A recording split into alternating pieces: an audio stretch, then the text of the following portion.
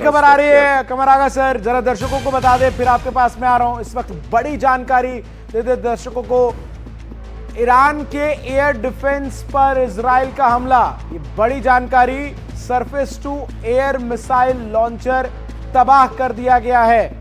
Radar missile production site को भी तबाह करने का दावा जो है वो किया गया है इजराइल की तरफ से। तो ईरान के एयर डिफेंस सिस्टम पर हमला जो है वो किया गया है और ये तस्वीरें भी बाकायदा इसकी जारी की गई हैं, किस तरीके से जो एयर डिफेंस सिस्टम है उसको निशाना बनाया गया है। साथ ही आपको बता दें कि जो surface to air missile fire जहां से किया जाता है उसको भी निशाना बनाया गया है। तो अब उन तमाम जगहों को भी इजराइल टारगेट कर रहा है जहां से शाम होने के बाद ईरान जो है वो हमले करता है और उन सभी जगहों को भी हिट कर रहा है इजराइल। तो ये बड़ी जानकारी इस वक्त आपको दे रहे हैं। Surface to air missile launcher को तबाह किया गया है।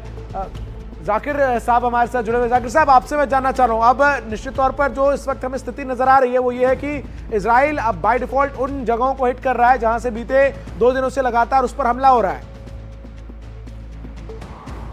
हम लोग ऑब्वियसली वो अटैक करेंगे जी, ऑब्वियसली वो डिस्कस करेंगे, वो करेंगे अटैक उस पे जहां से उनको अटैक हो रहा है। तो it puts us at risk, तो बाकी जनरल अवाम को रिस्क हो रहा है।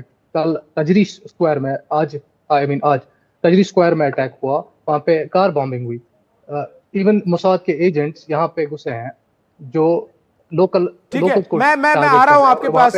मैं जाकिर हुसैन साहब आपसे ये जानना चाह रहा था, ये जो इस वक्त स्थिति है इसको किस तरीके से हम देखें, क्योंकि अब इजराइल के लिए ये बड़ा टारगेट यही है कि हम पर जहां से हमले हो रहे हैं हम कम से कम उन जगहों को टारगेटेड स्ट्राइक्स में हिट करें।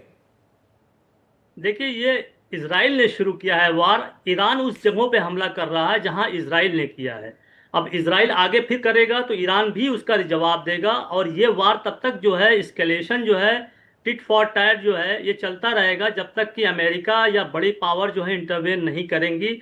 और ट्रंप ने अभी कहा है कि उन्होंने नेतन्याहू से भी बात की है कि इस पे कोई बात करनी चाहिए।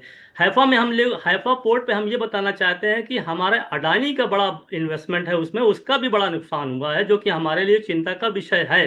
तो हम ये नहीं देख रहे हैं कि जिस तरीके से ईरान प्रॉम्प्टली अटैक कर रहा है इसने इजराइल को सरप्राइज में डाला है। शायद पूरी दुनिया ये नहीं सोच रही थी कि ईरान इस तरीके से रिटेलिएट करेगा। तो ये वार जो है, अगर कोई बड़ी ताकत इसमें इन्वॉल्व होकर इसको नहीं रोकती है, मेडिएशन नहीं करती है और इसको रोक नहीं लगाती है, तो मेरे ख्याल से ये दोनों कंट्रीज जो है एक दूसरे के ऊपर अटैक करते रहेंगे। और खासकर जो है इजराइल चाहेगा कि अमेरिका फिर से इसकी आर्म सप्लाई करे। और अभी जो दोपहर में न्यूज़ आई थी, यूनाइटेड किंगडम इंग्लैंड ने कहा कि उसका एक जहाज इजराइल की तरफ जा रहा है और उसमें क्या है ये नहीं बताया गया। लेकिन साथ ही साथ जो है अपनी जो है प्रेस कॉन्फ्रेंस में ईरान के जो फॉरेन मिनिस्टर है उन्होंने कहा कि हम दोनों चीज के लिए तैयार हैं। हम इजराइल के रिटेलिएशन को रोकेंगे नहीं, हम भी रिटेलिएट करेंगे।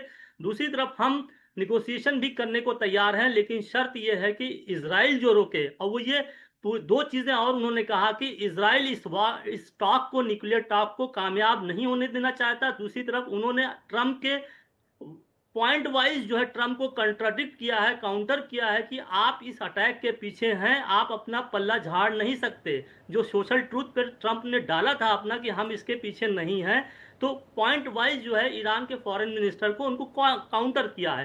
तो मसला यह है कि दोनों तरफ जो है एक सस्पिशन ये बना हुआ था कि ईरान शायद उस लेवल पर न जाए, लेकिन ईरान कहाँ तक जाएगा? ईरान की जो रिजीम है वो सोच रही है हम ये मिसाइल रख के या अपना इमेज रख के क्या करेंगे जब हम खत्म हो जाएंगे। और ये भी मैं फिर बाद में कह रहा हूँ कि इजराइल जो अटैक कर रहा है वो कभी भी जो है ईरान के न्यूक्लियर इंफ्रास्ट्रक्चर को डिस्ट्रॉय नहीं कर सकता, क्योंकि ये 800 मीटर के नीचे है, जिसको बंकर बस्टर बी बॉम्बर जो अमेरिका ने डिगो गार्सिया पे रखा है, अगर उसका अटैक होता है तब जाके कहीं नुकसान होगा। दूसरी तरफ अगर रिजीम चेंज करना चाहते हैं तो ये भी पॉसिबल नहीं है, क्योंकि ये हम जानते हैं कि ईरान इजराइल का 80% है, 80 गुना है, इजराइल सिर्फ 20 गुना है। और ईरान के पास 7-6 लाख जो है फौज है ग्राउंड पर। तो और वो फोर्सेज जो है लगातार जो है 30 साल से लड़ती भिड़ती रही हैं। वो कोई जो है बैठी नहीं है कि सिर्फ जो है वर्दी पहन के बैठी हैं। एक बहुत बड़ी घमासान लड़ाई होगी। और अमेरिका का थिंक टैंक ने ये कहा है कि अगर रिजीम चेंज के लिए अमेरिका फौज उतारता है तो उसको 2 लाख फौज लगभग 5 साल तक वहां स्टे करने पड़ेगा। दूसरी 2 बातें यहाँ पे आती है, क्या 5 साल के लिए अमेरिका फिर यहाँ पे आना चाहता है? नंबर 2, क्या अमेरिका के पास इतनी फोर्सेस हैं कि वो ग्राउंड पे आके लड़ाई कर सकते हैं? दोनों मामलों में अमेरिका इस पोजीशन में नहीं है, क्योंकि ट्रम्प का जो मेक अमेरिका ग्रेट अगेन का प्रोग्राम है बिल्कुल खत्म हो जाएगा। अमेरिका की अर्थव्यवस्था जो है 37 खरब की कर्जदार है, क्या जी उसमें 10 ट्रिलियन का और बढ़ाएगा? तो सिचुएशन बड़ी बिल्कुल जाकिर हुसैन साहब, आप जिस बात का जिक्र कर रहे हैं वो अब यहां पर देखने वाली बात होगी कि आखिर किस तरीके से ये चीजें जो हैं वो आगे बढ़ती हुई नजर आती हैं। जरा हम दर्शकों को एक बार फिर से तस्वीरें दिखाते हैं जो इस वक्त सामने आ रही हैं। लगातार जो डेवलपमेंट्स हैं वो इस वक्त चल रहा है। दक्षिण इजराइल में ईरान का हमला और उसके बाद किस तरीके से वहां पर पैनिक की स्थिति थी, जो कुछ इमारतें हैं वो कैसे हिट हुई है और ये रेसिडेंशियल इलाका नजर आता है और आग की लपटें हैं। फायर फाइटर्स मौके पर मौजूद थे और आग को बुझाने का काम जो है वो किया गया। इसके अलावा अब आपको दिखाते हैं किस तरीके इजराइल के हाइफा में भी हमला जो है वो किया गया और वहां पर इन हमलों को जो है पहले हवा में इंटरसेप्ट करके आयरन डोम ने मार गिराया। उसके बाद कुछ बैलिस्टिक मिसाइल्स जो है वो एक आध जगह पर हिट भी हुई हैं। एक्सप्लोजन के बाद किस तरीके से जो डस्ट डेब्रीज हैं वो निकलकर सामने आती हैं वो इन तस्वीरों के जरिए हम साफ तौर पर समझ सकते हैं। अगली तस्वीर जरा अब हम दर्शकों को दिखाते हैं किस तरीके से जो इस वक्त डेवलपमेंट्स हैं वो लगातार सामने हैं।